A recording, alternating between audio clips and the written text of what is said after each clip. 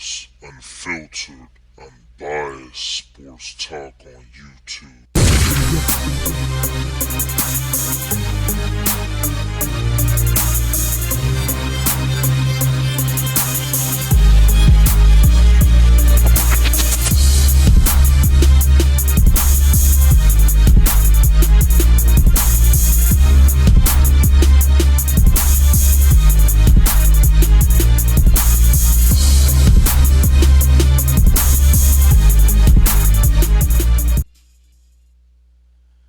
Damn, it's been a minute. What's up, YouTube? Been on a 2 to 3 month hiatus, but now I'm back. And there isn't a better time to come back, right? The Mayweather Pacquiao debacle is over. The results are in. Pretty much a lot of us boxing enthusiasts knew what the results were going to be before the fight even fucking happened. You know what I'm saying? A lot of the boxing enthusiasts out there aren't even fucking. We're not even surprised at how easy the fight was. And a lot of us thought that shit was going to happen at any point in their career. 2009, 1996, it didn't matter. But anyway, the debacle is over. Now we get to talk about guys who have the abilities to take over the sport once Mayweather retires, right? Guys like Errol Spence, Keith Thurman, Deontay Wilder, Roman Gonzalez. There's a lot of guys out there that have the ability to take over the sport once Mayweather retires. And that's why this is a good time to come back, because we get to educate the casual fans about guys that don't get the spotlight right now. One of the guys that is hated in the sport of boxing that's not getting the spotlight he should is Timothy Bradley. So I'm going to open up with the prediction video of the fight tonight starting at 9:45 Eastern Time on HBO between Timothy Bradley and Jesse Vargas. Now I'm going to start with Jesse Vargas. 26 wins, no losses, no draws, 9 KOs, right? His last KO win was in 2011 against Walter Estrada. Pretty much a journeyman, and that's just being nice. I'd say cab driver. You know what I'm saying?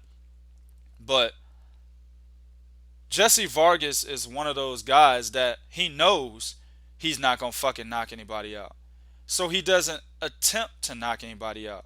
See, this is the thing. If you're a fighter and you know you don't have the power to hurt anyone, then you hone your boxing ability. You use your feet, right? You fight behind a jab from a distance, right?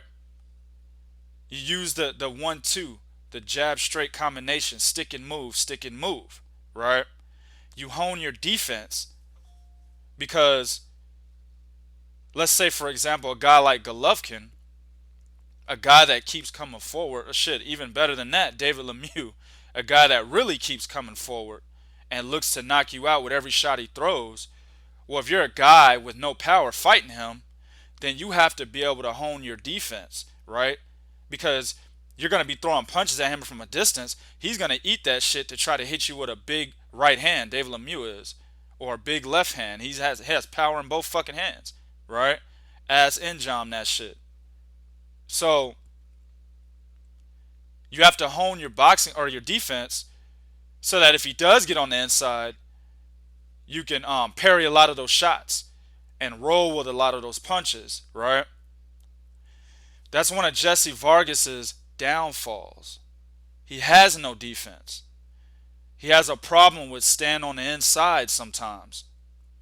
Now, his last fight against Antonio DeMarco, right? Antonio DeMarco moved up from lightweight 135 to junior welterweight 140, and he competed for Antonio DeMarco's WBA Junior Welterweight title. Well, in that fight, Jesse Vargas won by unanimous decision. It was the right call. But Jesse Vargas stayed in the pocket a lot of times in that fight. The jab, straight combination from the outside and moving around the ring, that helped him win. But when he stayed in the pocket, he gave Antonio DeMarco chances. And pretty much the times that he stayed in the pocket, those are the rounds he fucking lost, right?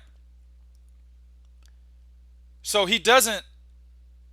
That actually alludes to the fact that he's not very smart either, because knowing that you don't have the KO power, you need to be fighting from a distance the entire fucking fight, unless you're fighting somebody else that's not as aggressive as a David Lemieux, and doesn't have knockout power, right? But at the same time, if you don't have the defense to be on the inside, then you just need to be on the outside 100%. Straight up.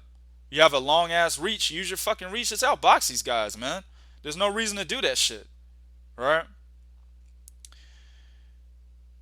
This is going to lead me to what I believe happened against Khabib Alekberdiev, the guy that he actually got the WBA Junior Welterweight title from. I believe he lost that fight. I don't believe Jesse Vargas should be the junior welterweight champion right now if he hasn't already relinquished the title to be the interim WBO champion if he beats Tim Bradley tonight. But if he's still champion of the junior welterweight, I don't think he should be. Because Khabib Alekberdiev, not only did he execute his own game plan properly, but he beat Jesse Vargas at his game plan. And let me elaborate on that. Khabib Alekberdiev got on the scene when he beat Joan Guzman. Joan Guzman was one of the most feared fighters in boxing, right? He was feared like Yuriorkis Gamboa. People tried to say Floyd Mayweather ducked both these guys, right? Khabib Alekberdiev went in there, outmuscled Joan Guzman, got on the inside on him. His aggression was too much. I forgot why the fight was stopped, but there was a stoppage in the fight due to a technical decision. So we went to the scorecards because it was after round 4, and Khabib Alekberdiev was up, so he won the fight and the title, right? So against Jesse Vargas, he did the same thing. He got on the inside, and Jesse Vargas did the same thing he did against Antonio DeMarco against Alekberdiev. He fucking would plant his feet and let motherfuckers move on the inside of him. And that's how he was getting hit a lot. Then, at some points in that fight, Khabib Alekberdiev was fighting behind a jab. He was becoming the boxer puncher, right? Which is what I think his style really is. But sometimes Alekberdiev, he gets stuck in the slugging a little bit too much. But that's neither here nor there, right? So, he's coming in behind a jab, and that jab is fucking effective. Well, that's Jesse Vargas' game plan, right? To fight behind the jab. But see, Alekberdiev was effective against him with his own jab. So when I see a fight, and I see a guy executing a game plan, right? And I see his opponent is successful at executing his own game plan, and then he's able to execute fighter A's game plan against himself, you lost. And that's exactly what happened in that fight. What's the point? The point is, Jesse Vargas is an excellent fighter from the outside. He has the range. He has the foot. His foot speed isn't fucking, Manny Pacquiao or Vasyl Lomachenko. But he can move around the ring. And while he's moving, he can dish the jab and the straight combination out. He could do it, right? So he's honed his boxing ability. But he fucks around and gets caught on the inside because he likes to plant his feet, and then his defense sucks. So he can be hit. Even when he's moving, he can be hit. I rate Jesse Vargas a C-level fighter.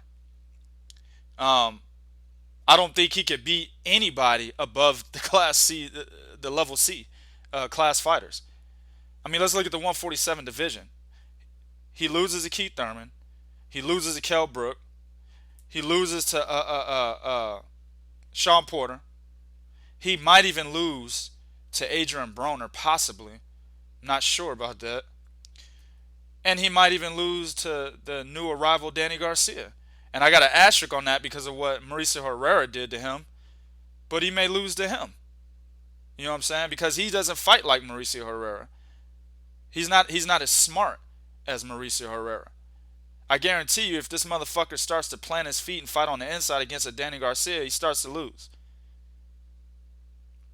So, He's a C-level fighter. I don't think he could beat anybody B or A class. And this leads me into Tim Bradley, who is a bona fide A-level fighter. He's 31 wins, 1 loss, 1 draw, 12 KOs, right? His one loss was, of course, against Manny Pacquiao. But see, in my opinion, he gave that fight away more than he actually lost it. And it was because the first 5 or 6 rounds of that fight, if I remember correctly, don't quote me, but it's only a click away on Google. You know what I'm saying? Tim Bradley was up on 2 of those judges' scorecards, and one had Manny Pacquiao up, or it was a fucking draw, one or the other. And the reason being is because Tim Bradley was boxing Manny Pacquiao. And then after the 6th round, he, quote, tore his calf muscle, another fucking leg injury, right? Then he felt like he needed to he needed to knock Manny Pacquiao out. Motherfucker, you got 12 KOs. At that time, 12 KOs and 29 fights. You know what I'm saying? You're not knocking nobody out, son. And he knew this. You know, Joel Diaz knew this. That's why the fuck he was so mad in the corner. Joel Diaz, by the way, is one of the best trainers in boxing. I'll talk about that another time. One of the best trainers in boxing is telling you, hey, stop, cut this shit out. Start boxing again. That's where you were fucking successful. He says, all right, coach, goes back in there and tries to knock Manny Pacquiao out. And what Manny Pacquiao did, which was very smart on his part, he said, oh, this motherfucker trying to knock me out. I'm going to back up and pick him off. And that's exactly what he did, and that's how Manny Pacquiao won the fight. You know what I'm saying? If Tim Bradley would have kept boxing, he probably would have gotten a unanimous decision against Manny Pacquiao. And that leads me to Tim Bradley's state of mind as a fighter, man. This motherfucker has all the talent in the world, man. He can fight on the inside, excellent. He can box. He can fight from the outside. But he tries to appease to the fans too fucking much, man. He wants to be the guy that everyone loves, right? He can't stand being hated. You know what I'm saying? But I got fucking news for you, dog. You gonna be hated, man. That's just how boxing is, dog. You know what I'm saying? Especially if, after the bullshit that happened, after the first Manny Pacquiao fight. They really gonna fucking hate you now. So why the fuck are you trying to win the acceptance of motherfuckers that don't like you? And he tries to win it so much that he abandons his game plan that works against almost any fighter in his fucking division and goes out there and almost loses. Perfect example, 2 of them. First one against Ruslan Provodnikov, second one against fucking Diego Chavez, right? His only draw. Ruslan Provodnikov, this motherfucker was like, yeah, I'm going to give the fans what they want to see. I'm going to go out there and slug. Motherfucker gets his head knocked off and shit twice. You know what I'm saying? But then he took 8 or 9 rounds to box. He was like, damn, I can't slug with this motherfucker. He's too powerful. Let me go back to the original game plan that has worked my whole fucking career against guys like Junior Witter, Kendall Holt, Devin Alexander. Even Manny Pacquiao won. Let me go back to that. Something I should have never abandoned. And he wins like 8 or 9 straight fucking rounds. And then after that, he's like, oh, let me go back to slugging him again. And then gets knocked down again. What the fuck are you thinking, dog? Do what you need to do to win the fight. Beat these motherfuckers, get that money, and move around. Fuck what the fans got to say about you, dog. Floyd Mayweather don't give a fuck about what the fans got to say about him. Andre Ward don't give a fuck about what the fans got to say about him. Guillermo Rigondeaux don't give a fuck. You shouldn't give a fuck. Come on, bruh. Simple, man. And that's how the Diego Chavez fight was a draw. You know what I'm saying? Motherfucker was... I thought it was a robbery. I had Tim Bradley winning. I think about 4 points. I can't remember my scorecard. But I had him winning. It was no question. And it was one of those robberies where I was like, damn, that was a robbery. But at the same time, I know why motherfuckers can give rounds to Chavez. Because whenever Bradley was boxing, it was masterclass. It looked like Bradley versus Juan Manuel Marquez. Easy fight, right? But then he has this damn mental block and start slugging just like he did against Provodnikov, that's how they were giving Chavez rounds, man. And that's why he got a draw. Man, look, man. This is an easy fucking fight for Bradley. If he goes out there and just he can outbox, he's so good that he could beat Jesse Vargas 10 times over at his own game plan, and that's being a boxer. He could beat him at that. I even think he can go in there, get on the inside and beat Jesse Vargas because there will be points in the fight where he can go on the inside and land a lot of body shots and shots to the head on the inside against Jesse Vargas because Jesse Vargas will plant his feet and he'll allow Tim Bradley to get inside. And Tim Bradley beats him on the inside. He's a master class boxer on the inside as well. That's what makes him so fucking good, right? I don't think he KOs Jesse Vargas. I think he has enough power even though he's 31 wins and 12 KOs. He doesn't have KO power, but he has that stinging power, right? Mayweather has the same power, so does Andre Ward. What I mean by stinging power is perfect example when he was landing straight right hands all fucking night, or at least in the first 6 rounds against Manny Pacquiao, right? In the fourth round, I believe it was, he landed a huge straight right hand that was so powerful it took Manny Pacquiao off his feet. So he has enough power to sting your ass and make you think, oh shit, maybe I shouldn't do what I just did to get my ass hit again, right? But he ain't gonna knock you out. And that's what I think this fight is gonna be. Tim Bradley should win this fight. This should be a 120 to 108 scorecard, dog. No different. 120 to 108, 12 rounds to 0. That's how much of a better fighter Tim Bradley is compared to Jesse Vargas. But if he comes in there, has these mental blocks, and lets Jesse Vargas get off when he shouldn't, then it'll fucking end up being a closer fight. And right now, they can't wait to rob Tim Bradley because they've done it before, man. Man, I got Tim Bradley by fucking a landslide. Easy win. UD. Let me know what y'all think. Do what you do in the comments section. Will be real. This is real talk for real fans. One.